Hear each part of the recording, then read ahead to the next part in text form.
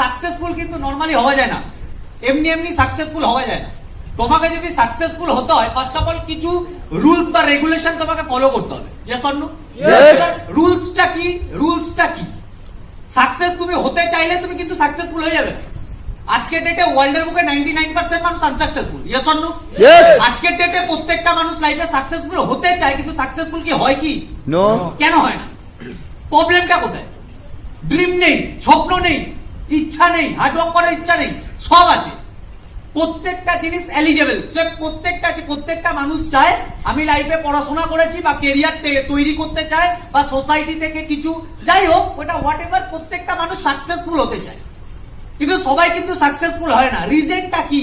Reason, first reason যদি কিছু হয়ে থাকে, রিজন একটাই, প্রত্যেকটা মানুষ সাকসেসফুল হতে চায় না, পারে না একটাই কারণে, বিকজ অফ প্ল্যাটফর্ম। কি বললাম? Because of platform. সবাই কিন্তু প্ল্যাটফর্ম পায় না। তুমি আজকের ডেটে দেখে নাও, তুমি 99% মানুষ কিন্তু প্ল্যাটফর্মই পায় না। এবার তুমি বলো দাদা সত্যি কি প্ল্যাটফর্ম পায় না? আমার মতে, আমার সাইকোলজি অনুযায়ী, আমার পয়েন্ট অফ ভিউ বলছে যে প্রত্যেকটা মানুষ সাকসেসফুল হওয়ার জন্য প্ল্যাটফর্ম পায়, কিন্তু প্ল্যাটফর্মটাকে কাজে লাগাতে পারে। এবার তুমি বলো দাদা কিরকম করে? লজিক দাও। লজিক আমি ভালো দিতে পারি, লজিকটা আমি দিয়ে দিচ্ছি। লজিক এটা, আমরা ছোটবেলা থেকে প্রত্যেকেই প্ল্যাটফর্ম পেয়েছি। প্রথম এট ফার্স্ট আমরা কিন্তু পড়াশোনার একটা সুযোগ পেয়েছিলাম। Yes or no? সেটা আমরা কাজে লাগাতে পারিনি, মানে এটা আমাদের ফল্ট। Yes or no? আমরা কাজে লাগাইনি। আর ওই পড়াশোনা করে কেউ না কেউ কিন্তু সাকসেসফুল হয়েছে, কিন্তু ওই পড়াশোনা করে আমরা কিন্তু সাকসেসফুল হইনি। Yes or no? তুমি নেক্সট দেখে নাও, ক্রিকেট খেলার অপরচুনিটি, ক্রিকেট খেলার অপশন আমরা পেয়েছি কি পাইনি?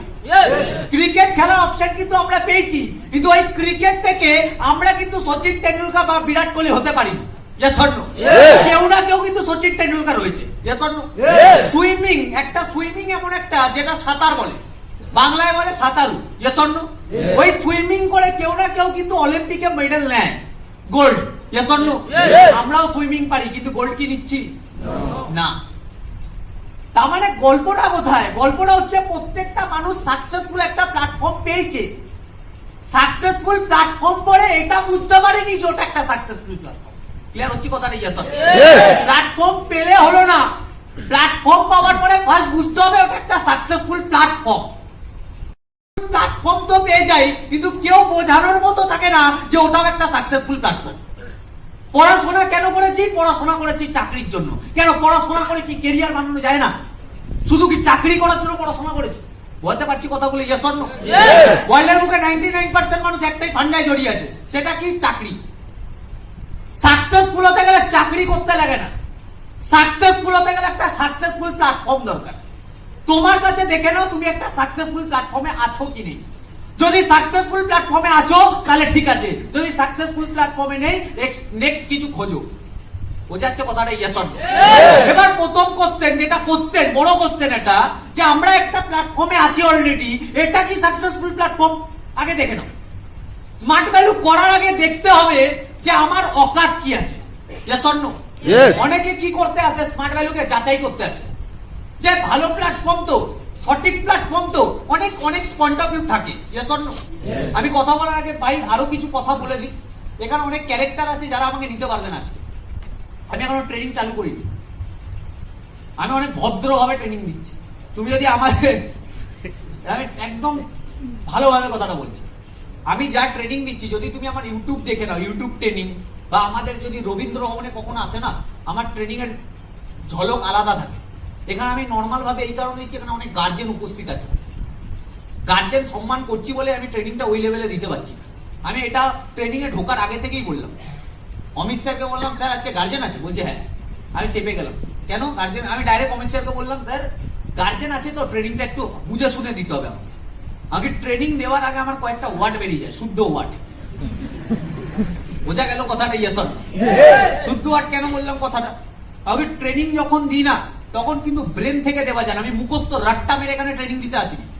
ট্রেনিংটা হয় পুরো ফিলিংস আর কতখানি কাজ করেছি তার উপর হার্ডওয়ার্কের একটা এক্সপিরিয়েন্স। Yes or no? যখন কাজ করেছি মার্কেটে তখন একটা জ্বালা তো থাকে। Yes or no? জ্বালা ছিল, প্যাথেটিক কন্ডিশন ছিল, ওই কন্ডিশন গুলো যখন মাথায় ঘোরে না তখন কিন্তু কি বলছি না বলছি অত মাথা থাকে না, কে সামনে বসে আছে মাথায় থাকে না, যেটা বেরানো সেটা বেরিয়ে যায়। বোঝা গেল কথাটা? Yes or no? তো ট্রেনিং যখন দেওয়া শুরু করবো, ফ্লোতে যদি বেরিয়ে যায় কিছু মাইন্ড করবে না। ক্লিয়ার হলাম কথাটা? Yes or no? ওয়ার্ড কিছু শব্দ বেরিয়ে যেতে পারে আমার মুখ থেকে, ক্লিয়ার? একসেপ্ট করার ক্ষমতা দরকার। তার আগে এটাও বলে দিই, অনেকে একসেপ্ট করতে পারবে না যতই সত্যি কথা হোক। কারণ কি, মানুষ সত্যি নিন্দা, সত্যি কথা শুনতে ভালোবাসে না। মিথ্যে প্রশংসা করো, মানুষ বিশাল মস্তি পায়। এখানে সত্যি নিন্দা হবে, কোনো মিথ্যে প্রশংসা হবে না। প্রথমে বলে দিই, যখন কথা বলবো অনেকের গায়ে লাগবে। কেন গায়ে লাগবে? আমি ওর বেশ করে কথা তো বলবো না, যেটা উচিত কথা, যেটা ঠিক কথা, সেই কথাগুলো বলবো। ক্লিয়ার হচ্ছে কথাটা? Yes or no? নিতে পারবো তো? আমি অনেকে নিতে পারেন, অনেকে কি টাইপের হয় বলতো, কাকাবাবু চৌধুরী টাইপের হয় না? তুমি দেখে নেবা, সব বোঝে। অনেক এখানে গৌতম গম্ভীর টাইপের পিস বসে আছে। গৌতম গম্ভীর টাইপের পিস বলতে মানে জীবনে হাসেই না, এটা হয় না এরকম? তুমি দেখে নেবা প্রত্যেকটা ফিল্ডে এরকম থাকে। আর চুপচাপ তো পুরো চুপচাপ, সাইলেন্ট, কোমায় গেছে, কোমা থেকে রিটার্ন দেখতে হবে। চুপচাপ চুপচাপ, ওকে যদি মমি করে দেওয়া হয়, মিশরে কাটি দেওয়া হয়, মিউজিয়ামে দেখতে পাবো। এরকম কিছু ক্যারেক্টার কিন্তু সব জায়গায় থাকে, এটা আমাদের ওখানেও আছে। চুপচাপ ট্রেনিং, মানে মুখে কোনো হাসি নেই। ওকে ভগবান বলেছে তুই হাসবি না, হাসলেই তোর বধ করো। লাইফে ভাই 5 মিনিট আছি না 10 মিনিট আছি, পরের 5 মিনিটে কি হবে কেউ জানে না। Yes or no? যতক্ষণ আছে ফুলটু মস্তি করবে। ক্লিয়ার হলাম? পজিটিভ মস্তি, কিন্তু পজিটিভ মস্তি। মস্তি অনেকভাবে অনেক কিছু করে।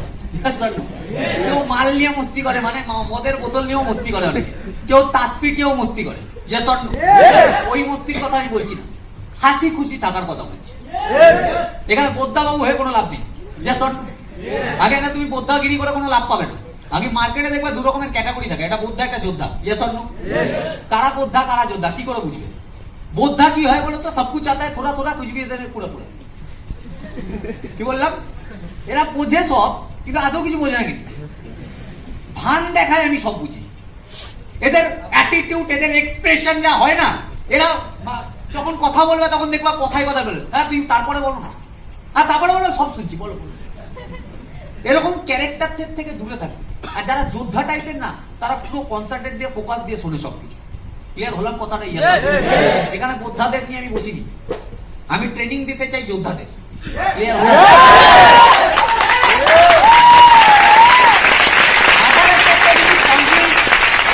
এখানে যারা বসে আছে maximum young. Yes or no? 100% young generation বসে আছে। আর ইয়াংদের জলবা কিন্তু আলাদা হয়।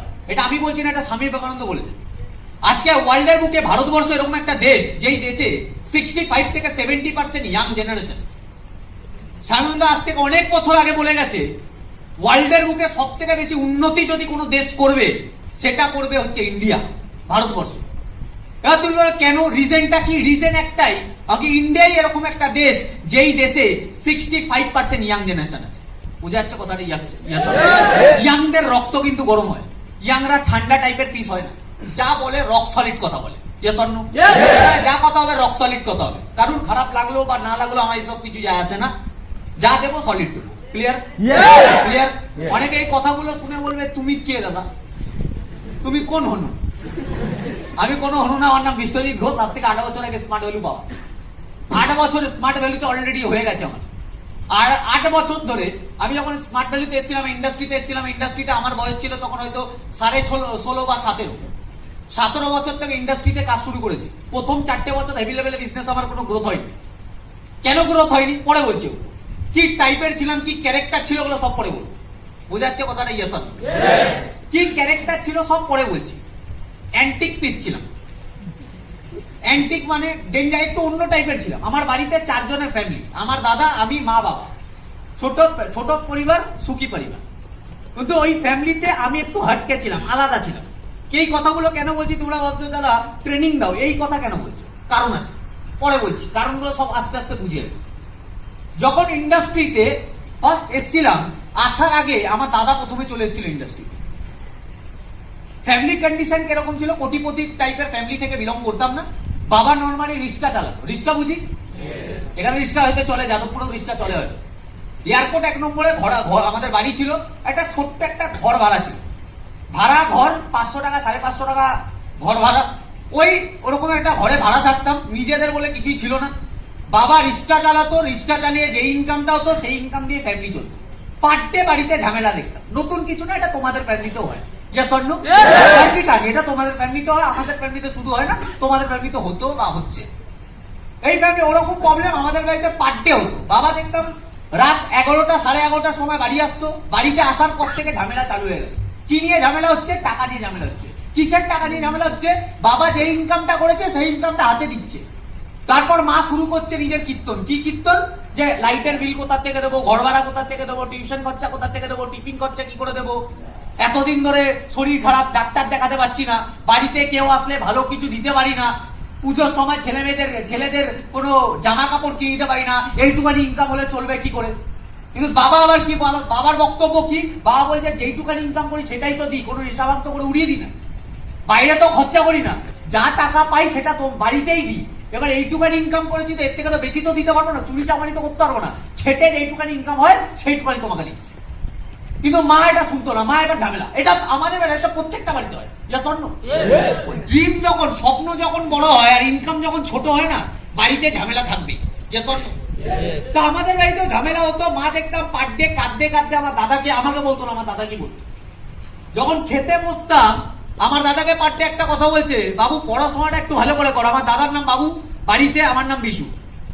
তো আমাকে ডাইরেক্টলি আমাকে কিছু বলতো না, আমার দাদাকে কি বলছে, ভালো করে পড়াশোনাটা কর, পড়াশোনাটা যদি করতে পারিস তাহলে লাইফে দাঁড়াতে পারিস, পড়াশোনা যদি করতে পারিস তাহলে গিয়ে চাকরি পাবি, পড়াশোনা যদি করতে পারিস তাহলে কি একটা সরকারি চাকরি পাবি, এরকম টাইপের অনেক কথা বলতো।